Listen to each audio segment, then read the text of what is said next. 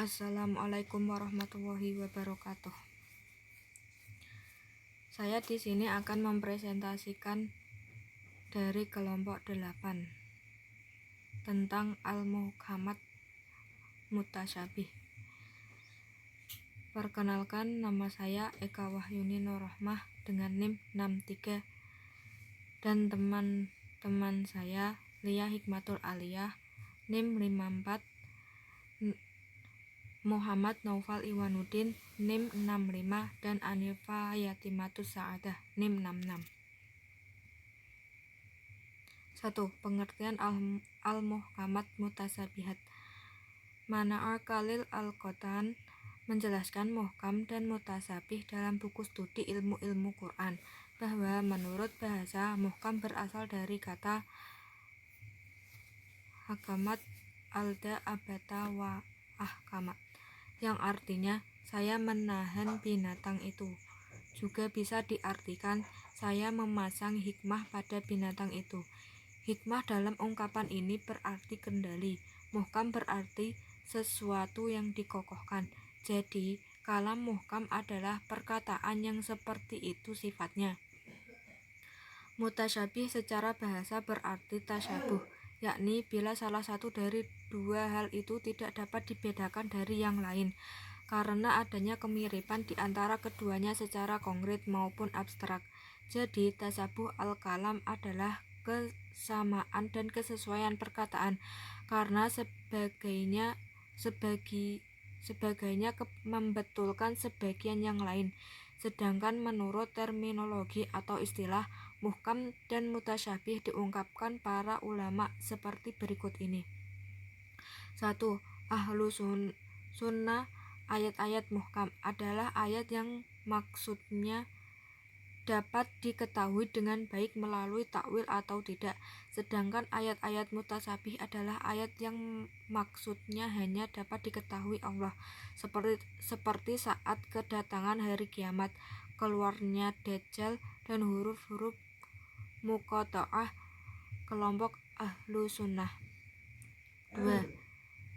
Ibni Abi Hatim mengatakan bahwa ayat-ayat muhkam adalah ayat yang harus diimani dan diamalkan, sedangkan ayat-ayat mutasyabih adalah ayat yang harus diimani tetapi tidak harus diamalkan.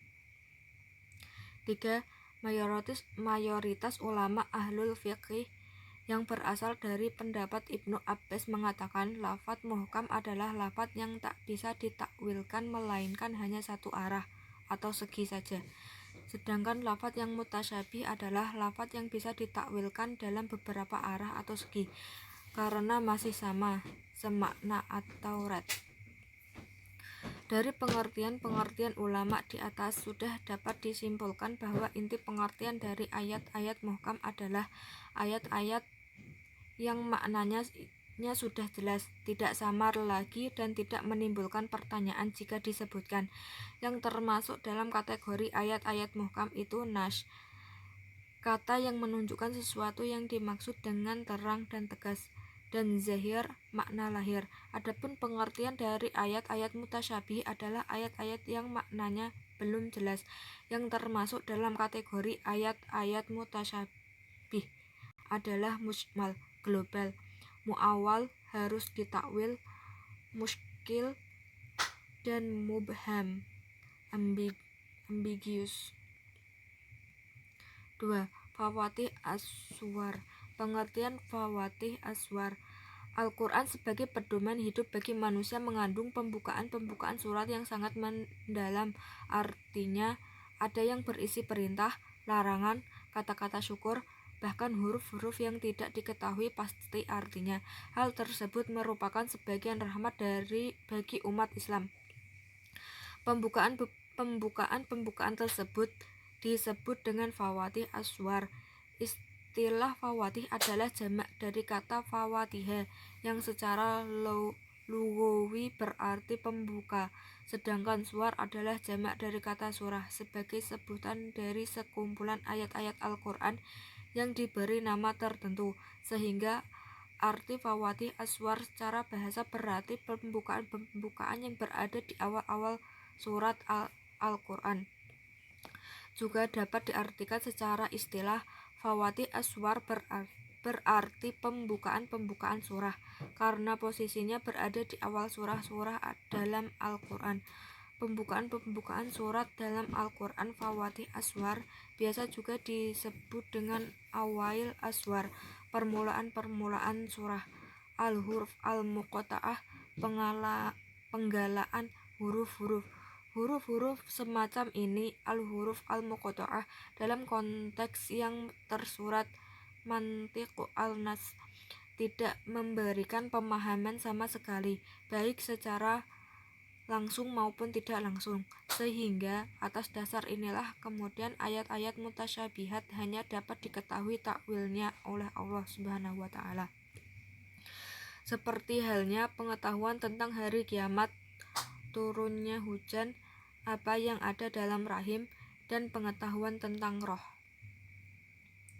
Dalam hal ini Imam Zarkashi berpendapat seperti yang dikutip oleh Muhammad Nur Ikhwan. Aspek tersebut merupakan bagian dari suatu yang gaib, seperti ayat-ayat yang membicarakan tentang terjadinya hari kiamat, turunnya hujan, apa yang ada dalam rahim, interpretasi tentang roh, dan huruf-huruf penggalan al-huruf al-muqatta'ah. Semua ayat-ayat mutasyabih yang terdapat dalam Al-Quran menurut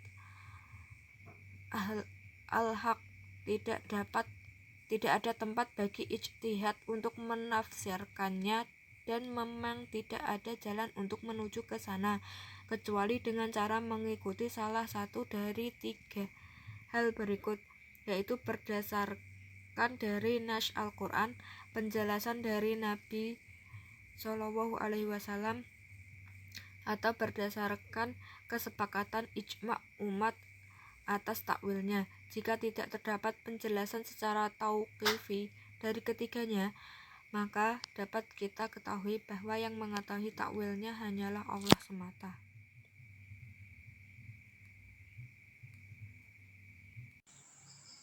3. Sikap ulama terhadap ayat mutasyabihat.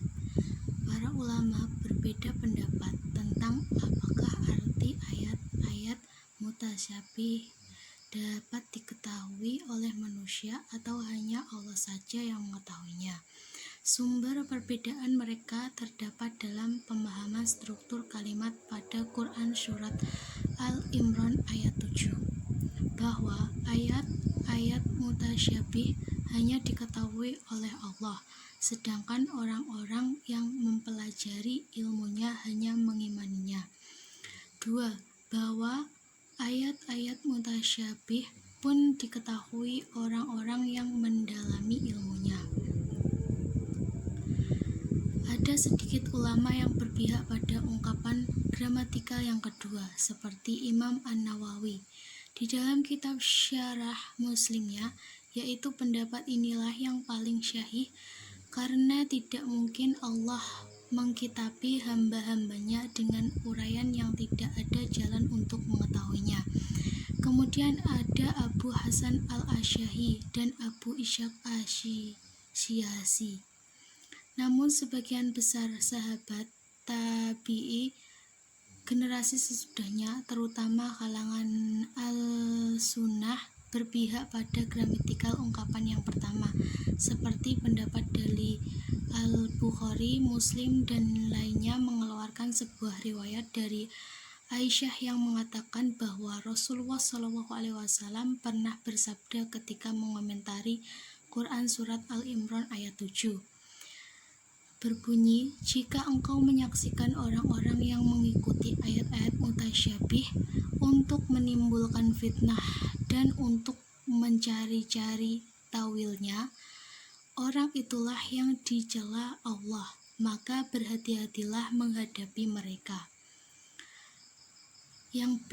Ibnu Abu Dawud dalam Al-Masyif mengeluarkan sebuah riwayat Al-A'masi. Ia menyebutkan bahwa di antara qiraat Ibnu Mas'ud disebutkan, sesungguhnya penakwilan ayat-ayat mutasyabih hanya milik Allah semata. Sedangkan orang-orang yang mendalami ilmunya berkata, kami beriman kepada ayat-ayat yang mutasyabih. Yang C. Imam Malik pernah ditanya mengenai pengertian lafaz istawa. Ia mengatakan, istawa adalah diketahui dan bagaimananya adalah sesuatu yang tidak diketahui. Bertanya tentangnya adalah bid'ah. Sedang Al-Rasyid Al-Asfahani mengambil jalan tengah dalam masalah ini. Beliau membagi mutasyabih dari segi kemungkinan mengetahuinya menjadi 3 bagian. Yang pertama, bagian yang tak ada jalan untuk mengetahuinya, seperti waktu tibanya hari kiamat.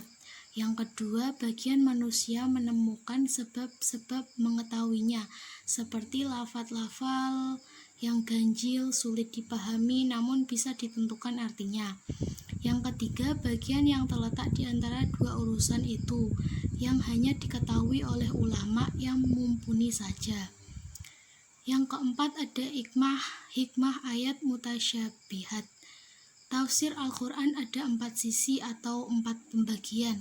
Yang pertama, tafsir yang dipahami oleh setiap individu. Yang kedua, tafsir yang dipahami oleh orang Arab dari bahasanya. Yang ketiga, tafsir yang dipahami oleh orang yang mendalami ilmunya. Yang terakhir, tafsir yang tidak dipahami kecuali Allah. Dari penjelasan dapat kita pahami bahwa ayat mutasyabih adalah ayat-ayat Al-Quran yang hanya dipahami oleh orang-orang tertentu, bahkan hanya dipahami oleh Allah semesta. Lalu kenapa ada ayat mutasyabihat? Bukankah Al-Quran diturunkan sebagai petunjuk? Bagaimana bisa menjadi petunjuk padahal ia tidak bisa dipahami? Syekh Ahmad Sawi dalam hasiyahnya menjelaskan, karena Al-Quran diturunkan dengan susunan bahasa Arab, dan susunan bahasa Arab yang bagus adalah dengan menggunakan takbir atau kata atau istilah seperti majaz, kinayah, talmih, dan sebagainya. Maka jika keseluruhan Al-Quran diturunkan Muhammad, sesungguh orang Arab akan memprotes, sesungguhnya Al-Quran dalam bahasa kami, tapi mengapa tidak disebutkan dengan bahasa-bahasa yang indah? Dalam hikmah Al-Quran mutasyabihat adalah untuk menambahkan mukjizat daripada dibuat atau oleh manusia ayat yang sama dengannya. Karena ayat mutahamat sekalipun bisa dipahami, namun manusia tidak mampu membuat ayat-ayat yang persis dengannya, dan ayat mutasyabihat tidak mampu dipahami seperti tidak mampu membuat yang baru yang sama dengannya. Syekh Abdurrahman Asyarbaini menambahkan, sesungguhnya orang musyrik tidak mau mendengarkan Al-Quran dan mereka berkata, jangan kalian mendengar Al-Quran. Maka Allah menurunkan ayat mutasyabihat seperti pada pembukaan beberapa surah supaya mereka berpikir apakah akan diturunkan ayat yang lain untuk menjelaskannya. Ketika mereka memperhatikannya, maka mereka akan tahu mukjizat Al-Quran, maka mereka akan mengimaninya. Terima kasih, sekian dari presentasi kelompok kami. Apabila ada tutur kata yang kurang berkenan, kami mohon maaf. Wassalamualaikum warahmatullahi wabarakatuh.